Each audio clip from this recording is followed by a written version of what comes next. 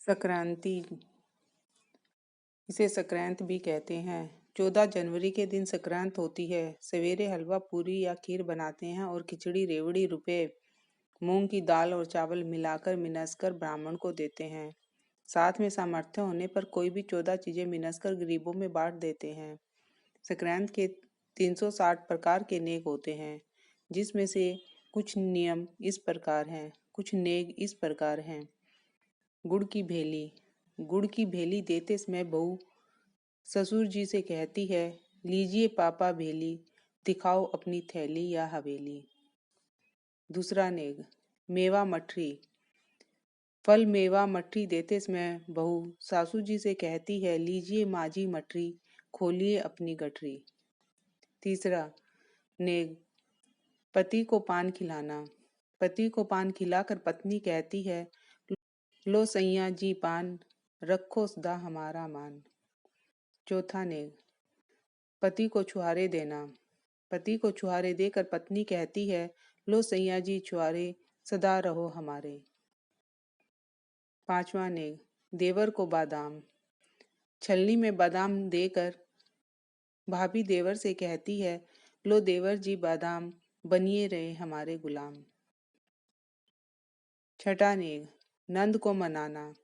छोटी नंद के कपड़े बनवाकर पतासे देकर भाभी कहती है, लो नंदिया पतासे, दिखाओ अपने तमाशे। सातवां नेग, घाट पाट सींचना। घाट पाट सींचने का नियम बड़ी संक्रांति से लिया जाता है। यदि रोज सींचना हो तो रोज सींचा जाए, अन्यथा महीने में जो एक संक्रांति आए उस दिन 31 जगह पूरे एक माह का सींच कर पूरा कर लिया जाता है।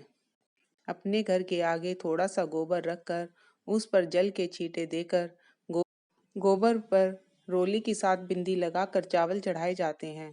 जल गोबर की ढेरी के आगे सींचा जाता है। इस प्रकार 12 माह तक पूजा की जाती है। इसके बाद दूसरी संक्रांति के अवसर पर एक साड़ी या ओढ़ना और कुछ मेवा किसी बर्तन में भरकर और रुपए रखकर हाथों से स्पर्श करके अपनी सासू के चरण स्पर्श करके देते हैं। आठवां नेग, चिड़िया मुट्ठी। देने का नियम बड़ी संक्रांति से लिया जाता है। 12 माह तक एक एक मुट्ठी चावल चिड़ियों को देते हैं। यदि रोज देना संभव ना हो तो 31 मुट्ठी चावलों को महीने में आने वाली संक्रांति को चिड़ियों को देते हैं। 12 माह पूरे होने पर बड़ी संक्रांति के दिन उद्यापन करके एक चांदी की चिड़िया और चावल और रुपए इन पर हाथ फेर कर अपनी सास के चरण स्पर्श करके उन्हें दे देते हैं। 9वां नेग, कोठी मुट्ठी। कोठी मुट्ठी का नियम भी बड़ी संक्रांति से लिया जाता है। एक बर्तन में चावल भर लिए जाते हैं। बर्तन से प्रतिदिन मुट्ठी भर कर चावल थालों में भर लिए जाते हैं। इसके बाद इन थालों के चावलों को प्रतिदिन अथवा 31 थाली चावलों को माह की संक्रांति तिथि के दिन ब्राह्मणों को दान देते हैं। इसके बाद मकर संक्रांति के दिन विधिवत उद्यापन किया जाता है। उद्यापन के दिन एक बड़े बर्तन में चावल और रुपए रखकर हाथ से स्पर्श करके अपनी सास के चरण स्पर्श करके दिए जाते हैं। 10वां नेग, भगवान के पट खुलवाना। किसी भी मंदिर में भगवान के लिए एक पर्दा भिजवा दिया जाता है। उसके पश्चात मंदिर के पुजारी से पर्दा हटवाकर एक थाली में मिठाई व रुपए रखकर भगवान की प्रतिमा को प्रणाम कर भगवान को समर्पित की जाती है। 11वां नेग, सोते हुए ससुर को जगाना। संक्रांति के दिन लड़की के पीहर वाले लड़की की ससुराल में सोने के निमित्त पूरा बिस्तर, गद्दा, तकिया, रजाई, चादर भेज देते हैं। इस बिस्तर पर सासू जी या ससुर जी सो जाते हैं। इसके बाद बहू अपने ससुर को उनके पलंग के चारों तरफ नारियल बजाकर जगाती है। जब सासू जी या ससुर जी उठकर बैठ जाते हैं तो उनके आगे रुपए और लड्डू रख दिए जाते हैं। इसके साथ ही अपनी सास के भी चरण स्पर्श कर उनको भी रुपए देते हैं। इसके बाद ससुर जी भी अपनी बहुओं को रुपए देते हैं।